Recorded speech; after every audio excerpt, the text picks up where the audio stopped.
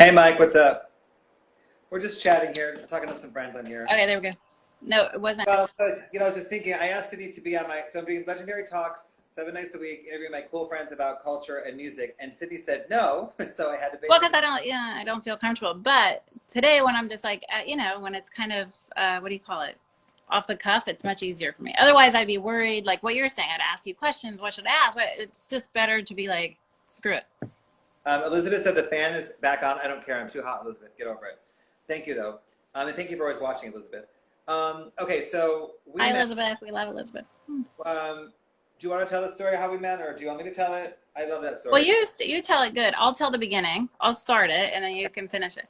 There you So go. it was at the time. It was my daughter's father's birthday, and we owned that cafe Her in Harlem. baby daddy, just to be clear. So, Oh, right, baby daddy's birthday. And we owned the cafe in Harlem, and so we were inviting people over because we were all working. We weren't seriously celebrating his birthday. I was a DJ, believe it or not. Not I'm in between. I wasn't vinyl and I wasn't computer, so it was somewhere in between with the CDs, which I just threw out. Anyway, that's a whole other story. So you were a good DJ as well. You were good. yeah, I thought I was. Hey, Kristen. Anyway, so we were having not a party, but like celebrating his birthday there. And one of my stylists, Cannon, shout out to Cannon, who we all know and love, wanted to come up and celebrate. And he asked Damon, do you want to come to my agent's birthday party? And Damon's like, oh, hell no. And then Cannon said, oh, it's in Harlem. And then Damon did like a double take. Oh, yeah, I'll go. So of course, because it's in Harlem, Damon comes. And then this is where you take over and tell the rest of the story. First of all, Megan is saying the mango chicken from Spaha. Oh my God, mango chicken was a bomb. That was my recipe, but he made it really well. I think we had it every day. Okay, so Cannon was like, "Do you want to go to my agent's baby daddy's birthday party?" I'm like, "No, that's not." I was like, thought it was the shit and was like, whatever. And he goes, "It's in Harlem." I was like, "Oh, that could be interesting. Maybe I'll go to Harlem." I didn't live in Harlem at the time and was obviously, loved Harlem. Best Always thing have. that ever happened to you, by the way. So then we get there, we pull up, and there's like in the doorway, there's like a light coming this way. So Elizabeth said two white people meet in Harlem. No, it's so true. Like, but we weren't white, right? So it's just, I can just see the silhouette of Sydney, and she has Memphis on her hip, and Sydney was wearing high heels, and Memphis was one. So Sydney was like, a new mom wearing these high heels, had this amazing kind of afro-y cool hairdo, and had Memphis on her hip. And I just remember seeing that, the visual of them, like the silhouette and everything, just being like, these two are amazing. And I think I instinctually put my arm out to hold Memphis, and I'm like, yeah, take her. yeah, City just passed Memphis. So I was holding Memphis before we even spoke. I didn't think we spoke yet. Like I was just like this, and then we totally connected at that thing, and we have basically been friends ever since. So you mean? And then her baby daddy McMurphy, he knew about some apartment, and then so she got my number from Canada, I guess, and was like, "There's an apartment. You should look at it," and that's where I live still right now. So. No, but even like funny, just sidebar. Before I met you, you used to work with Cannon sometimes, and I used to call. You were the assistant or whatever. You would help him out, and I was Cannon's agent, so I would have to call Cannon's house, and you would answer, and I couldn't get through to Cannon. Like you were this pit bull, right? So I couldn't get through to Cannon, and I was like. Told Cannon, I'm like, who is this guy Damon? Like, don't ever put him on the phone like that. No, because as an agent, I was really busy, and you were really just like point blank, like no, yes, no. I'm like, where's Cannon? Where's Cannon? So I had known you before and on the phone, but I never met you. So when I met you in person, I was like, oh, I love him. But on the phone, I was like, told Cannon, get rid of that guy. He's awful. But he did not, and please. No, and then voila, like we're here today. That's so funny. But you got that apartment and you've been there how long? 1 year, I think. Oh, how did we meet? At the cafe. This is someone We else. said that, Elizabeth. Gosh. So we met at the cafe and then we became very quick friends after that. It was just like Yeah, in 2 seconds. done. It was a done deal. Megan said she remembers Memphis coming to our apartment and she danced to Michael Jackson to the splits. I remember. I totally remember that. Oh my God. And we were all like, what the heck? Well, later we know now. It's part of her history. Oh, and then she ended up being a dancer at Alvin Ailey on scholarship so that kind of worked out for her for a long time. Is that Mommy from Japan? Hey, Mommy. I want Shin to do this, Mommy, and he won't do it, by the way. You got to get him to do it. Oh, you got to get Shin to do it. Without Legendary Shin, it's Shin. not legendary Shin. It's not complete. He'd be like, Asian booty. Any other stories, Sid? Well, other than the fact, like, listen, on a personal note, you've been so great to Memphis and I, which we talked about, and I don't know if we want to talk about this, but the whole support, which you are very much so, of the LGBT community, and I don't know, everyone watching knows that my daughter is transgender, so it's been a huge, I wouldn't say a struggle for me, the transgender part. It was definitely different because when I went through it, it was today, you know, a lot of people think it's just second nature, but when I was going through it, she was in 6th or 7th grade. There wasn't anyone going through it. And I remember Damon being so supportive because I didn't have any support. I mean, really, until I joined that Ackerman Center, which you would come to with me. And it was just like, you've been so supportive during times of, you know, troubles that she and I had. And no, you really stepped up as a great godfather to her. And I appreciate you being so great with the LGBTQ community, as I'm always trying to do more. And I can't even imagine now the way the world is. It's come so far. I mean, we have so much further to go, obviously, but how amazing in such a short time frame in my mind, because I've lived it every day. It went so quickly, I agree. Like even the it went world so views quick. and, you know, all that. No, for me, sitting in a room like with a therapy group crying to, you know, the Bruce Jenner, Caitlyn Jenner, to, you know, the world just being free to feel that they could come out. And Yeah. I feel like I was doing it before all of that. So it was very, very difficult. Well, no, you were definitely right before it, but I would say Memphis is, you know, had great timing because then the whole world kind of shifted along with Memphis, really, realistically, I feel like. But so that experience for me, the takeaway, you know, just to kind of summarize it quickly, is that, like, you know, I think you definitely were just kind of like, all right, this is what it is. You weren't like any kind of upset or anything, obviously. And then you just kind of rolled with it. And then I always like to take Memphis out of the situation with you, you know, kind of like take her to see art and take her all these cultural things, which is, you know, what I love, and kind of, you know, treat her like a person, you know, like not like, you know, someone's daughter and stuff, you know. So like, and I think that, you know, that was really a good thing to do during that time because that's what she Thanks, needed. Megan. Yeah, no, I said Megan. Thanks, Megan. Take her out of that situation, I think, and just, you know, I don't know, just take her head But I out. think when when Memphis looks back at her life, and she will remember being at Kehinde Wiley's house with you, Yeah. or going to see this Keith Haring show. Like, you did so many cultural things for her that me as a single mother didn't have time to do because I was working, and you would take the time to, you know, take her to these things. And she also did your charity with you. Like, she was very, you That's know. my favorite. I made her volunteer several times a year, probably like at least twice a year. She listened, and it was when she was, you know, an annoying teenager, and she would show up on time, never flake, all that stuff. So every time too. So. No, and she's been to many parties at the Addition. Like, Memphis has had like a very interesting life, thanks to both you and I, because we're just like, oh yeah, it's fine. But as a result, I have to say she's turned out. Go get her. Tell her to come right now. Memphis. No, she won't because they're braiding hair, so they look crazy. Put her your hat on and tell her to say hi. Memphis, come make a cameo. You have to say hi. Many people want to say hi to you. Oh, she said, hold on. That's a good sign because that means that she might be coming out of the room. But yeah, I just look at it. It was a good, it was an interesting, cool experience that, like, you did a great job with. Oh, Megan Clark's on. Megan Clark just got on. It's Ooh. Oh, this is interesting. Megan Clark. She's probably shocked. Hi, Megan Clark. So, people are just joining. So Sydney's my very good friend, and Megan Clark is. What is her to you? What is her title? Oh my God! Like, Megan, what are you to Sydney? So. Well, she literally would not technically. She's Memphis's stepmother. Oh yeah, that's right. Memphis's stepmother, but so Sydney. So technically, she's like. I don't. It was a surprise, Megan. I didn't plan it. Yes, technically she's Memphis's stepmother. But they, you know, in the normal world, the kind of the ex and the current won't get along at all. But they get along so amazingly. They talk on the phone every night. They're total besties, which is a really great thing, you know. So it's like, I would say Memphis has this big family, which is like her father, her stepmother, her mother, and me. That's like a really large family, you know, like this kind of all these people. So she's been very lucky in that regard to, you know, that we all get along for the most. I mean, of course, we've had a few rough spots. Oh, look, come on. We want to see you. I look crazy. Put a hat on, girl. Go put a hat on. Come visit us. I don't think she knew she was going to have a, you know, a little cameo. Too, so Megan, basically, it's a really interesting dynamic, but I also credit Megan, Megan Clark, who's on here right now.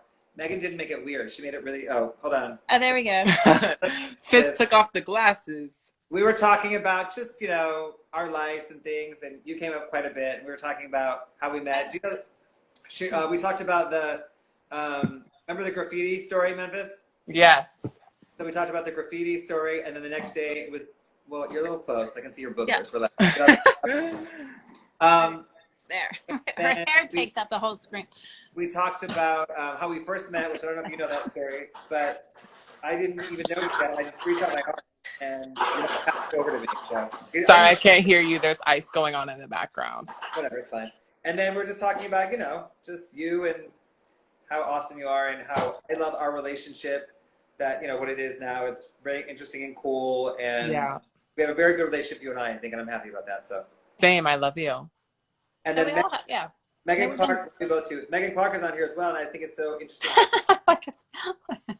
Sorry, we're having a hair moment. Your mom and Megan have this really great dynamic, which is really interesting and cool and unique and rare. So you just reap all the benefits of that, is my point. You have like your mom, your dad, your stepmom, and me. That's like a great circle of trust and love around you. So it's wonderful. No, in Memphis, she's now grown up. She got a job. She moved out to her own apartment. Obviously. She's been modeling. And she's been modeling for like almost 3 years. Yeah. No, she's done so many great things. Calvin Klein, Converse. I'm also waiting for a Louis Vuitton spread to come out in Cosmopolitan. I like Area is one of my favorite designers, and you walked Area last season. I love that design. Yeah, it was so much fun. I love that team. They're amazing. Oh, God. No. Stop. But also, Memphis, come here. Yes. So Memphis now is 19, and I officially, after the past year, have been taking Memphis out with me as like my guest or my plus one. Your plus one. That's so I took her to the Blondes fashion show. Yes, that was iconic. She's like, iconic. I'm living. I can't breathe.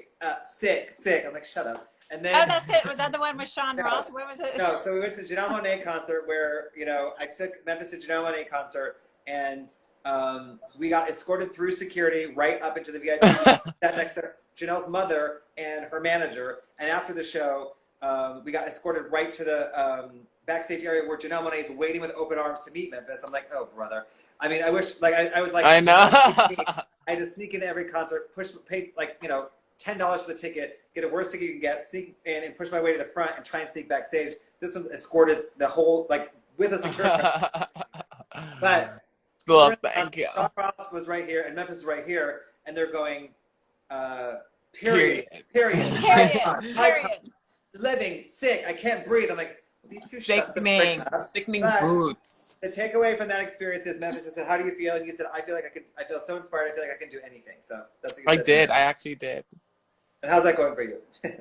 It's going good. I mean, quarantine definitely put a stop to things, but I'm planning on moving to LA in a couple months and just starting a new journey for myself, starting my YouTube channel, continuing to model, and also starting hair and just a bunch of things. So. Let me see your hair, by the way. No, it looks crazy right now. It's a big hair situation.